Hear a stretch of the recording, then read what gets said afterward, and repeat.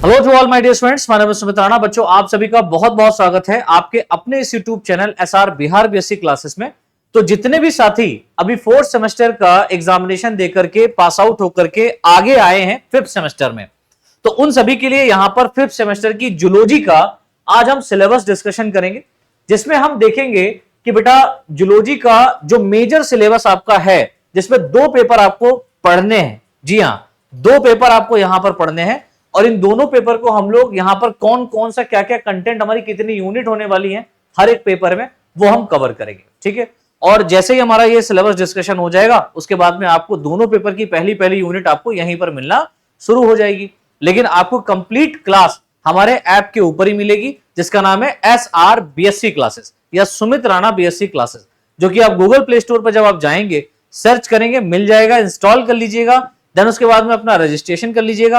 अगर आप ऑलरेडी हमारे इंस्टॉलर हैं, पहले से आपने इंस्टॉल करके रखा हुआ है अपना ऐप, तो आपको प्रीमियम बैच में ये कोर्स दिखाई देने लगेगा और आप आसानी इस कोर्स को बाई करके अपना प्रिपरेशन स्टार्ट कर दीजिए। ठीक है ना, तो चलिए भाई स्टार्ट करते हैं बिना किसी देरी के। तो जो हमारा 5वें सेमेस्टर का जूलॉजी का मेजर सिलेबस है, जिसमें आज हम सबसे पहले यहां पर पहला पेपर डिस्कस करेंगे। बेटा कौन सा पेपर डिस्कस करेंगे? पहला पेपर हम यहां पर कवर करने वाले हैं और पहला पेपर जो हमारा है वो है बायोकेमिस्ट्री।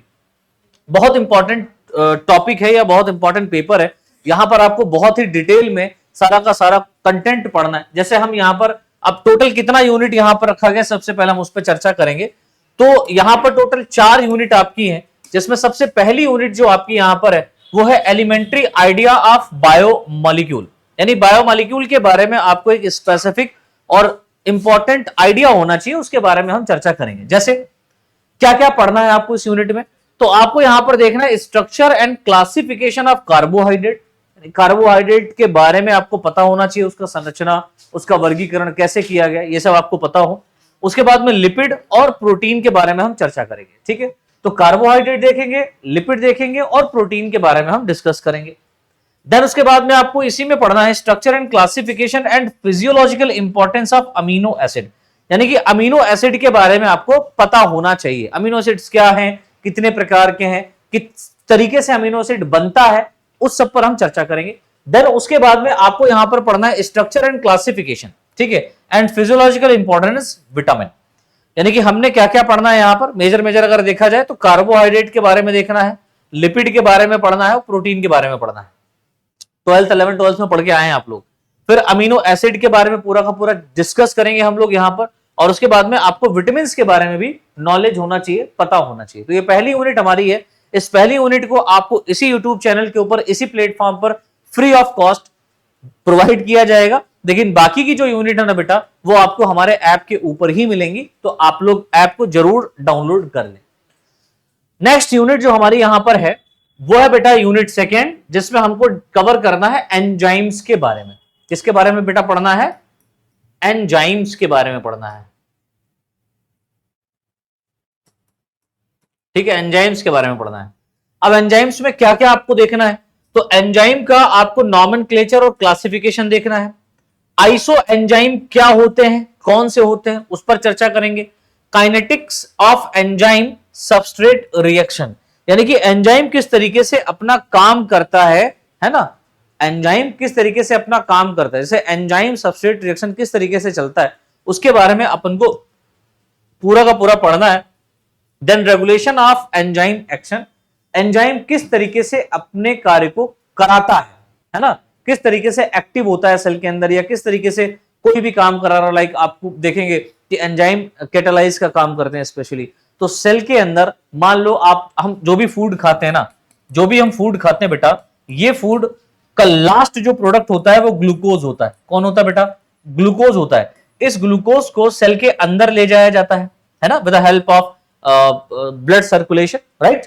अब ये ग्लूकोज यहां आ गया, तो साइटोप्लाज्म के अंदर डिफरेंट टाइप के, है ना, विभिन्न प्रकार के डिफरेंट टाइप्स ऑफ एंजाइम यहां पर प्रेजेंट होते हैं। डिफरेंट टाइप के एंजाइम्स क्या बेटा यहां पर प्रेजेंट होते हैं।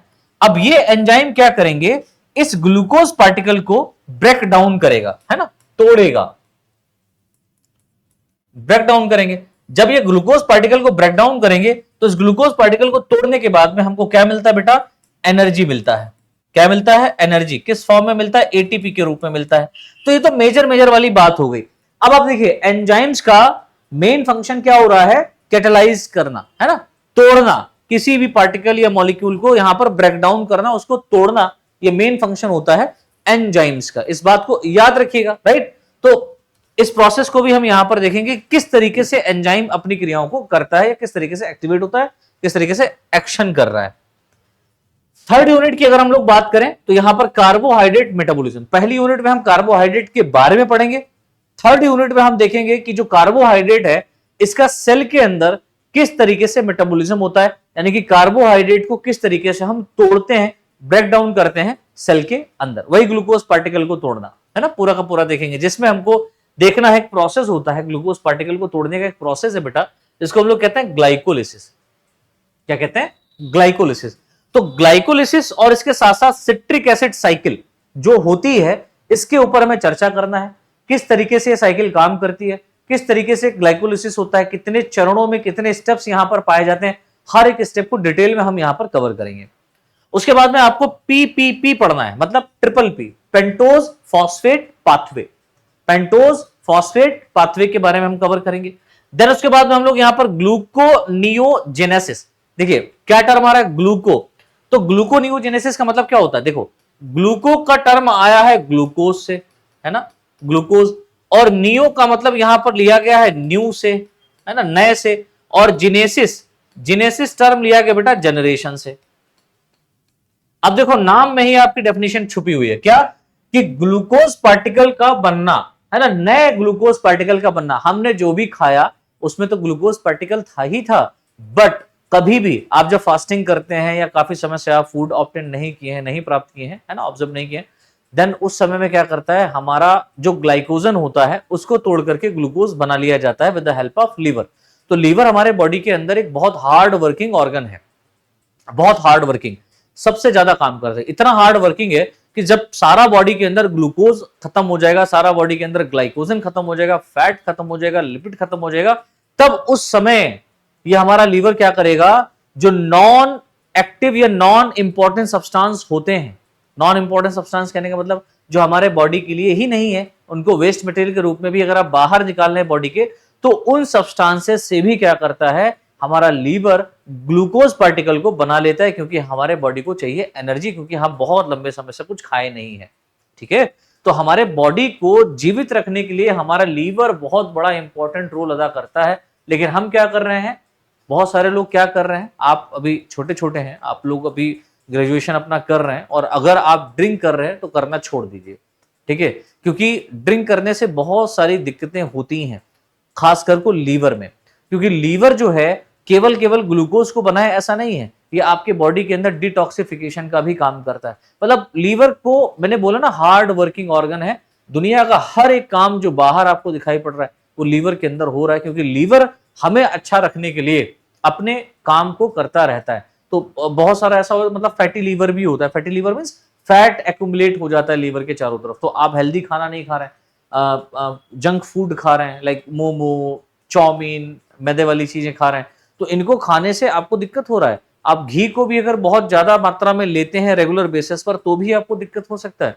तो अपने बॉडी को मेंटेन करने के लिए हार्ड वर्क करना बहुत रिक्वायर्ड है। मतलब आप अगर जिम नहीं जा सकते हैं तो मॉर्निंग में उठ करके आप रनिंग कर लो, नहीं मॉर्निंग कर पा रहे तो भैया इवनिंग में कर लो, है ना। तो रनिंग करना बहुत रिक्वायर्ड है बॉडी के लिए, आप रनिंग कर लीजिए, या आप 1-2 घंटा अगर जिम करते हैं, हार्ड वर्क करते हैं, कुछ ना कुछ अपने बॉडी से करवाते रहते हैं, पसीना निकालते हैं, तो आपका बॉडी कहीं ना कहीं पर, मतलब लिटरली आप मान के चलिए कहीं ना कहीं पर, कुछ ना कुछ स्थानों पर या कुछ ना कुछ लेवल पर सही रहेगा आने वाले समय के लिए। क्योंकि हम जो भी खा रहे हैं वो आज हमेशा हम जो है ना ऐसे नहीं थे, लेकिन हमारे पूर्वजों ने बहुत अच्छे से चीजों को खाया पिया होगा, है ना, एकदम प्योर चीजें खाई होंगी। लेकिन आज हम मिलावट वाली चीजें बहुत ज्यादा यूज कर रहे हैं, क्योंकि वो हम नहीं मिला रहे हैं, वो मार्केट में मिल करके ही आ रहा है ना। अब मार्केट से आप लेकर के आ रहे हो, खा रहे हो, तो हमको नहीं पता ना कि चीज हम क्या खा रहे हैं। आज तो आटा घर घर में बोरियों में आ रहा है। पहले क्या होता था, डेयरियां होती थी, है ना, टंकी होती थी गेहूं वाली, खेत से गेहूं आता था, पहले मंडी में जाकर के गेहूं खरीदते थे और डेयरी भरवा लेते थे, पूरे साल भर का राशन भरा जाता था। याद है? नहीं याद है? मतलब आजकल की जो जेनजी करके कोई एक जनरेशन प्रकट हुई है हमारे बीच में, इनको तो शायद पता भी ना हो, लेकिन जो पापा मम्मी है वो डेफिनेटली जानते होंगे कि घर में गेहूं की डेयरी रखी रहती थी, है ना, मतलब गेहूं भरवा लेते थे हम लोग, फिर उसको धीरे धीरे निकालते थे और चक्की पे जाके पिसवा करके लाते थे आटा, तो वो प्योर आटा माना जाता था और डेफिनेटली इतना अच्छा वो खाने में लगता था या खाने में लगता है। आज भी ग्रामीण क्षेत्र में आप ऐसा देखते हैं, या ग्रामीण क्षेत्र से जो निकल करके अभी हमारे शहर में भी लोग बसे आकर के वो लोग अभी डेयरी चला रहे हैं, बट उनके घर में जब नए नए बच्चे आएंगे, जनजी जनरेशन अभी पनप रही है, उसको नहीं पता है, वो करेगा नहीं। अभी मैं अपनी बात कर रहा हूँ, मैं मेरे पिताजी ये सब किया करते थे, बट मेरे घर में वो नहीं हो रहा, मैं अपने लिए नहीं भरवा रहा हूँ, है ना, पिताजी सब करते थे, अब वो चीज खत्म हो गई, है ना, वो चीज नहीं रही। तो प्योरिटी कहाँ है ये हमको नहीं पता। प्योरिटी तभी होगी जब खेत से आप गेहूं लेकर के आओ, आप सरसों लेकर के आओ, आप धान भरवा लो, फिर उसको कुटवा करके चावल निकलवाओ, है ना। आज चावल अलग अलग वैरायटी का आ गया है, समझ रहे हो बात को। तो ये चीज हमको समझनी पड़ेगी। तो हम पुराने सर्कल में जाएंगे क्योंकि लाइफ का पहिया हमेशा घूमता है। अभी हम लोग नए स्टेज में पहुंच रहे हैं और जैसे जैसे जब दुख बीमारी बढ़ती रहेगी तो धीरे धीरे धीरे धीरे हम लोग अपने बाप नाना दादा का स्टार्ट कर देंगे रहन सहन, जैसे हमारे पिताजी किया करते थे वैसे ही स्टार्ट कर देंगे आने वाले टाइम में, फिलहाल समय लगेगा। तो ग्लूकोनियोजेनेसिस का मतलब समझते हो, ग्लूकोज पार्टिकल को बनाना नए सिरे से, मतलब किसी एक ऐसा सब्सटेंस है जो हमारे लिए बिल्कुल बेकार है, इनएक्टिव है, उस इनएक्टिव सब्सटेंस से हम क्या कर रहे हैं, ग्लूकोज बना रहे हैं। कितनी बड़ी बात है भैया, ग्लूकोज को हम प्रोड्यूस करे ले रहे हैं, हमारा बॉडी बना ले रहा है। कौन बना रहा है, लीवर बना रहा है, याद रखना। उसके बाद में ग्लाइकोजेनोलाइसिस, ग्लाइकोजेनोलाइसिस भी हमको पढ़ना है और ग्लाइकोजेनेसिस के बारे में भी हमको देखना है, ठीक है। तो ये प्रोसेस अपन लोगों को पूरे के पूरे यहां पर थर्ड यूनिट में कार्बोहाइड्रेट मेटाबॉलिज्म में पढ़ना है। फोर्थ यूनिट में बेटा हम लोग देखेंगे प्रोटीन और लिपिड के मेटाबॉलिज्म के बारे में, है ना। तो लिपिड और प्रोटीन के मेटाबॉलिज्म देखेंगे। जो लिपिड है ना, लिपिड क्या है, फैट ही एक लेवल का, उसका मेटाबॉलिज्म कैसे हो रहा है, उसको बॉडी कैसे तोड़ रही है, प्रोटीन को कैसे तोड़ा जा रहा है। अरे यार, इसको तोड़ने का मतलब क्या है, हम जो भी खा रहे हैं वो भी तो एक प्रकार की प्रोटीन ही है, वो भी तो एक प्रकार का फैट है, वो भी तो एक प्रकार का अमीनो एसिड है, लेकिन हम उसको क्यों तोड़ रहे हैं, क्या जरूरत है तोड़ने की। हम उसको ऐसे ही जैसे मिट्टी का घर होता है उसमें हम लिसाई पुताई कर देते हैं, मिट्टी से अच्छा लगने लगता है, वैसा क्यों नहीं कर रहे हैं हम, डायरेक्ट ही ऐसे ऐसे मल क्यों नहीं रहे भाई प्रोटीन लग गया, नहीं, क्योंकि ये बायोलॉजिकल है बेटा, बायोलॉजी है, और बायोलॉजी नेचर ने जिस तरीके से हमको बनाया है उसको समझना पड़ेगा। यानी कि आप समझो, जो भी हम खा रहे हैं वो एक अलग प्रकार की प्रोटीन है, वो एक अलग प्रकार का अमीनो एसिड है, समझ रहे हो। वो हमारे लेवल की प्रोटीन नहीं है, वो हमारे लेवल का अमीनो एसिड नहीं है, वो हमारे लेवल का फैट नहीं है, और हम जो खा रहे हैं वो दूसरे ऑर्गेनिज्म से खा रहे हैं, तो वो उस ऑर्गेनिज्म की प्रोटीन है। जब हम उसको ऑब्टेन करेंगे तो हमें अपने लेवल की प्रोटीन बनाना है उस प्रोटीन से, समझ रहे हो बात को। हमने प्रोटीन भी प्राप्त की प्रोटीन लेकर के ही, ठीक है, और वो प्रोटीन हमें दूसरे ऑर्गेनिज्म से मिला है। दूसरा, बहुत सारे वेजिटेरियन होते हैं, बहुत सारे नॉन वेजिटेरियन हो, बहुत सारे मतलब कॉस्मोपोल मतलब सर्वाहारी होते हैं, सब कुछ खाते हैं, है ना, ओमनीवोरस। अब ओमनीवोरस टाइप में वो मांस भी खाएंगे, रोटी सब्जी भी खाएंगे, मतलब हरी सब्जियां भी खाएंगे, और वो सब कुछ खा डालते हैं। तो उनको भी जीने का अधिकार है, ऐसा नहीं सब कुछ खा रहे हैं तो वो नहीं जिएंगे भाई, क्यों, क्योंकि वो भी तो प्रोटीन ले रहा है। तो हमने क्या किया, एक अलग प्रकार की प्रोटीन को अपने बॉडी के अंदर डाला। अब हमारा बॉडी क्या करेगा, इस प्रोटीन को हमारे लेवल की बॉडी के लिए, हमारे लेवल की बॉडी के लिए प्रोटीन बनाएगा, अमीनो एसिड्स बनाएंगे, है ना, लिपिड बनाएगा, कार्बोहाइड्रेट बनाएगा, ये सब हमारे बॉडी के लिए वो काम होगा। और ये काम कहां होता है बेटा, सेल के अंदर होता है, और ये सारा का सारा एक प्रोसेस होता है, उस प्रोसेस को हमें यहां पर पढ़ना है। तो लिपिड और प्रोटीन के मेटाबॉलिज्म में हम देखेंगे beta oxidation and omega oxidation of fatty acid. Fatty acid का बीटा और ओमेगा ऑक्सीडेशन कैसे होता है, कीटोजेनेसिस क्या होता है बेटा, है ना, इसके बारे में हम समझेंगे। ट्रांस एमिनेशन क्या होता है, डी एमिनेशन क्या होता है, और यूरिया साइकिल क्या है ना। ये इतने टॉपिक हमको यहां पर डिटेल में कवर करने हैं, है ना, हर एक स्टेप को अच्छे से समझना है। आगे बढ़ते हैं और आगे हमारा नेक्स्ट पेपर स्टार्ट होता है, दूसरा वाला। तो पहले पेपर में 4 यूनिट, हमने चारों यूनिट यहां पर कवर कर ली। दूसरा पेपर हमारा क्या कहता है, दूसरा पेपर हमारा बेटा जेनेटिक्स, बहुत बहुत इंपॉर्टेंट पेपर है, बड़ा अच्छा पेपर है। जिन साथियों ने अपना एलटी ग्रेड का, टीजीटी, पीजीटी, इन सब के लिए फॉर्म अप्लाई किया है ना, जिन दोस्तों ने किया है, तो आपके लिए भी ये वीडियोस बहुत बहुत बेनिफिशियल रहेंगी, क्योंकि बीएससी का वहां पर डेफिनेटली पूछा जाएगा। आपको वही रिवीजन करना है ना, टोटल वही करना है, तो वो सब आप यहां से भी कर सकते हैं।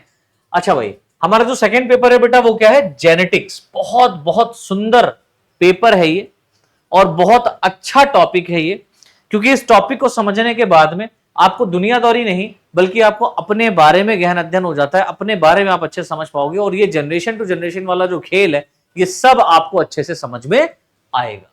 तो जेनेटिक्स में सबसे पहला यूनिट जो हमारा है, इस यूनिट में हम कवर करेंगे Mendelian genetics and linkage. Mendel साहब जो हैं वो फादर ऑफ जेनेटिक्स माने जाते हैं। तो मेंडल ने जो अपने थॉट्स प्रोसेस को दिया, मेंडल ने जो अपने एक्सपेरिमेंट्स किए, उनके बारे में हम इस यूनिट में कवर करेंगे।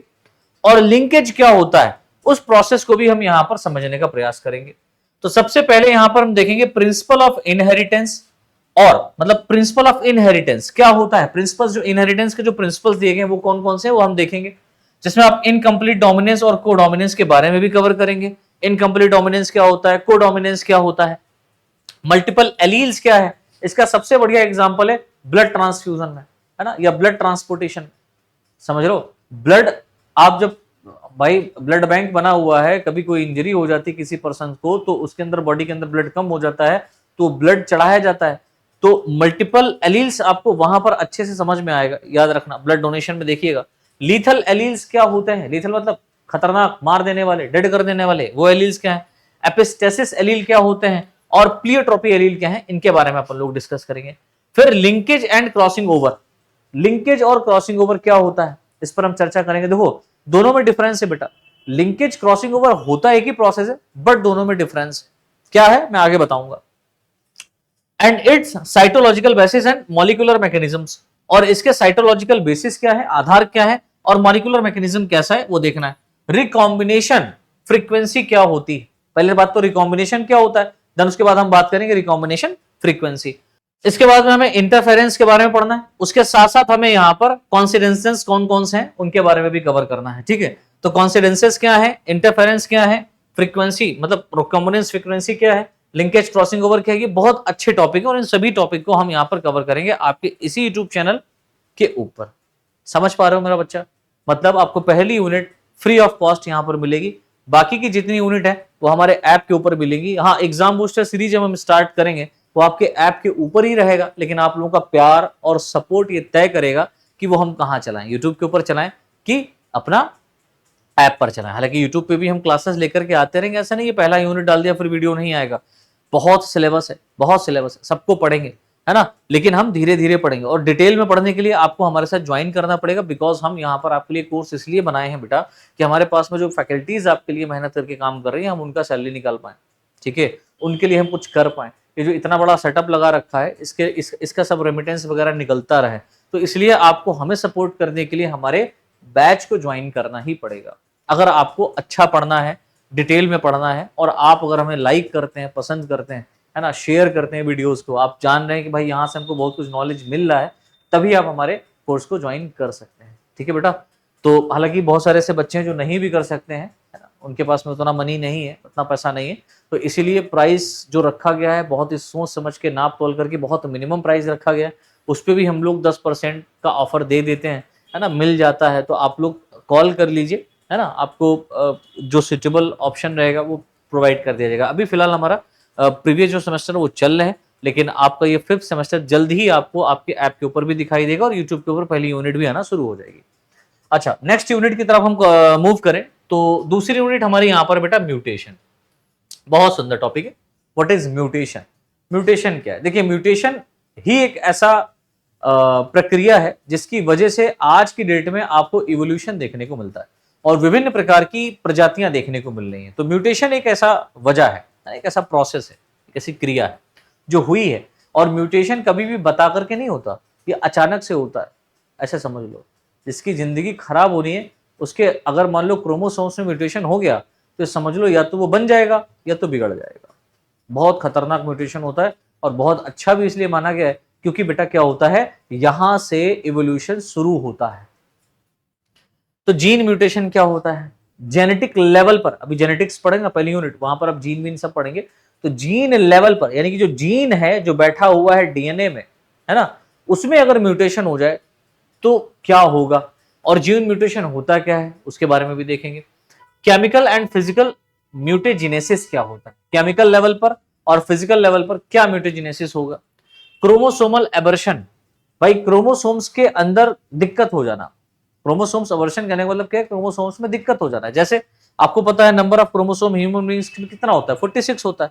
अब 46 नंबर ऑफ क्रोमोसोम में क्या हो जाए कि एक क्रोमोसोम बढ़ जाए तो 47 हो जाएगा, या एक क्रोमोसोम घट जाए तो 45 हो जाएगा, या दो क्रोमोसोम घट जाए तो 44 हो जाएगा, दो क्रोमोसोम बढ़ जाए 48 हो जाएगा। समझ रहे हो? तो क्रोमोसोम्स का बढ़ना, क्रोमोसोम्स का घटना, ये क्रोमोसोमल एबर्शन होता है। और यहां पर स्ट्रक्चरल ये भी देखेंगे, स्ट्रक्चर एंड न्यूमेरिकल्स, है ना, न्यूमेरिकल्स लेवल पर भी और इसकी संरचना क्या है उस लेवल पर भी हम बात करेंगे। फिर हम देखेंगे detection of mutation in Drosophila. Drosophila के अंदर, ड्रोसोफिला एक फ्रूट फ्लाई है, एक मक्खी है, इसके अंदर वैज्ञानिकों ने अपने प्रयोग किए हैं, ठीक है, और म्यूटेशन को यहां पर बहुत अच्छे से समझा गया है, जाना गया है। तो उस प्रोसेस को भी देखेंगे और कौन कौन वैज्ञानिकों ने अपना वर्क किया है म्यूटेशन के ऊपर या ड्रोसोफिला के ऊपर, वो भी हम चर्चा करेंगे। CLB method and attached x method क्या होता है, प्रोसेस है, इस पे भी हम चर्चा करेंगे आपकी क्लास के अंदर। फिर उसके बाद में बेटा हमारी थर्ड यूनिट यहां पर आती है जिसका नाम ही है सेक्स डिटर्मिनेशन, मतलब कि लिंग निर्धारण। क्या है बेटा? लिंग निर्धारण कैसे होता है, सेक्स का डिटर्मिनेशन कैसे होता है, यानी कि होने वाला जो प्रोजेनी है या जो ऑस्प्रिंग है वो मेल होगा या फीमेल होगी, इसके बारे में हम यहां पर पूरा का पूरा चर्चा करेंगे, वो भी डिटेल में, जिसमें हम देखेंगे chromosomal mechanism of sex determination, यानी कि क्रोमोसोम बेसिस पर सेक्स का डिटर्मिनेशन कैसे होगा, एक्स एक्स होगा, एक्स वाई होगा, है ना, वो वाला। Genetic and molecular basis of sex determination, genetic level पर और मॉलिकुलर बेसिस पर किस तरीके से सेक्स डिटरमाइन होता है, किसमें? ड्रोसोफिला में। तो ड्रोसोफिला में बेटा जेनेटिक लेवल पर भी, साइटोप्लाज्मिक लेवल पर भी क्या हो सकता है, सेक्स डिटरमाइन हो सकता है, ये डिस्कस करेंगे। और उसके बाद सेक्स लिंक्ड इनहेरिटेंस कौन कौन से हैं भैया, मतलब कि एक्स वाले क्रोमोसोम या वाई वाले क्रोमोसोम से कौन से ऐसे रोग हैं जो माता पिता से उनकी संतानों में जा सकते हैं। जैसे आपने एक बहुत कॉमन सुना होगा कलर ब्लाइंडनेस या हीमोफीलिया या सिकल सेल एनीमिया, बहुत सारे ऐसे रोग हैं, डिजीज हैं जो क्या हो रहे बेटा, ट्रांसमिट होते हैं माता पिता से उनकी संतानों में, अगर माता पिता उससे ग्रसित है तो। ऐसा नहीं कि सबके माता पिता से ट्रांसमिट होगा बच्चों में, नहीं, अगर जो पर्सन या जो पेरेंट्स इफेक्टेड होंगे, डिफेक्ट होंगे उनके, मतलब इस बीमारी से, तो उनके ही संतानों में वो चीज ट्रांसमिट होगी, इस बात को याद रखना। सेक्स इन्फ्लुएंस्ड कैरेक्टर क्या होते हैं, इन्फ्लुएंस का मतलब ही समझ गए होगे यार, किसी को देख करके इन्फ्लुएंस हो गया, हम वो थे, है ना, हम वो थे जो कोई नहीं था, लेकिन दूसरा आया, उसने अपना प्रभाव हमारे ऊपर डाल दिया। यानी कि आप कभी दारू सिगरेट गांजा भांग नहीं फूंकते थे, लेकिन आपको एक ऐसा मित्र और ऐसी चटिया आपकी लग गई जिसकी वजह से आप भी फूंकने लगे, तो इसका मतलब क्या हुआ, आप इन्फ्लुएंस्ड हो गए। इन सब चीजों से बच्चा बड़ी जल्दी इन्फ्लुएंस हो जाता है, लेकिन इन चीजों से इन्फ्लुएंस नहीं होगा कि वो बच्चा टॉप किया है क्लास में, हम भी टॉप करेंगे, नहीं, वो क्या कर रहा है, गलत कर्म, हम जल्दी इंस्पायर्ड होते हैं। तो इसको भी बदलना है, हमारी थिंक को बदलना है। एक अच्छा भारत और एक अच्छा समाज अगर बनाना है तो आपको अच्छे लोगों की संगति ही करनी पड़ेगी, अदरवाइज बेटा बड़ा गड़बड़ होने वाला है मामला, ठीक है। उसके बाद में सेक्स लिमिटेड कैरेक्टर क्या है ना, सेक्स लिमिटेड कैरेक्टर कैसे हैं, उस पर भी हम चर्चा करेंगे इस यूनिट थर्ड के अंदर।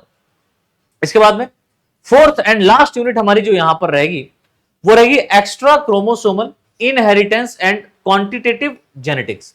ये थोड़ा सा और भी डीप में हम जाकर के जेनेटिक्स को कवर करेंगे। इसमें हम देखेंगे criteria for extra chromosomal inheritance, ऐसा कौन सा क्राइटेरिया है जिसकी वजह से एक्स्ट्रा क्रोमोसोमल इनहेरिटेंस हो जाता है। Antibiotic resistance in Chlamydomonas, Chlamydomonas ने किस तरीके से एंटीबायोटिक्स रेजिस्टेंस, एंटीबायोटिक के प्रति अपने आप को रेजिस्टेंस कर लिया है ना। कप्पा पार्टिकल्स इन पैरामीशियम क्या होता है ना। एंड मैटरनल इफेक्ट क्या है, मतलब सेल स्पाइरलिंग इन स्नेल, जो स्नेल होता है, जो पाइला होता है ना, स्नेल, घोंगा या शीप, इनका आप सेल देखते हैं ये घूमा हुआ होता है, टॉर्शंस होता है, तो ये किसकी वजह से हुआ है ना। तो मैटरनल इफेक्ट कैसे आया है इसमें। और पॉलीजेनिक इनहेरिटेंस, पॉलीजेनिक इनहेरिटेंस क्या होता है, इस पे भी हम डिटेल में चर्चा करेंगे। तो बेटा इस तरीके से हमारा ये यहां पर 5th सेमेस्टर का जूलॉजी का सिलेबस आपके सामने प्रस्तुत है, ठीक है। और इनकी क्लासेस आप लोगों को इसी यूट्यूब चैनल के ऊपर जल्द ही हम पहली यूनिट कवर कराएंगे। उसके बाद में जितनी भी यूनिट आपकी बच रही है वो आपको आपके ऐप के ऊपर मिलना शुरू हो जाएगी। और जब पहली यूनिट हमारी कंप्लीट हो जाएगी, देन उसके बाद में ही हम वहां पर आपका ऐप के ऊपर कोर्स लॉन्च करेंगे, या हो सकता है कोर्स पहले ही लॉन्च हो जाए। तो आप लोग जरूर ज्वाइन करिए और आगे की जितनी क्लासेस हैं उनको आसानी से करिए और आराम से पढ़िए और अच्छा करिए एग्जाम में, नया नॉलेज गेन करिए। आगे आने वाले टाइम में आप लोग भी जो है ना, अब फिफ्थ सेमेस्टर थर्ड ईयर आपका चल ही रहा है, एक सेमेस्टर के बाद में आपका ग्रेजुएशन कंप्लीट हो जाएगा। कहीं कहीं 3 साल का है, कहीं कहीं पर किन्हीं बच्चों ने 4 साल का भी बीएससी कर रखा है। तो वो जो 2 सेमेस्टर और आपके बढ़ते हैं, 1 साल और आपका जो बढ़ेगा, है ना, तो उसको भी हम यहाँ पर कवर करेंगे। उसको कोई अलग से नहीं आपको पढ़ना पड़ेगा या कहीं हम छोड़ देंगे, वो भी हम पढ़ाएंगे, लेकिन वो जब आप लोग वहां पर पहुंचेंगे तब। तो आज के लिए इतना ही, मिलते हैं नेक्स्ट लेक्चर में आप सभी के साथ में, फिफ्थ सेमेस्टर की पहली यूनिट, पहले पेपर की पहली यूनिट के साथ में। और इस वीडियो को शेयर करिए, चैनल सब्सक्राइब नहीं किया तो बेटा करिए, क्योंकि आपका प्यार सपोर्ट ही हमको चाहिए और हम बहुत सारा कंटेंट यहाँ पर लेकर के आएंगे। और ये जरूरी नहीं कि हम पहला यूनिट ही यहाँ पर कराएं, आपका सपोर्ट मायने रखता है। और हो सकता है कि हम आगे भी और भी यूनिट, या हो सकता है पूरा पेपर भी हम यहाँ पर पहला जो आपके 2 पेपर हैं, जिसमें पहला पेपर हम यहाँ पर आपका कंप्लीट करा सकते हैं। तो ये डिपेंड करता है आपकी चाहत और आपके लाइक शेयर सपोर्ट पे, ठीक है बेटा। तो मिलते हैं नेक्स्ट क्लास में, आज के लिए इतना ही। आप सभी को जय हिंद, जय भारत।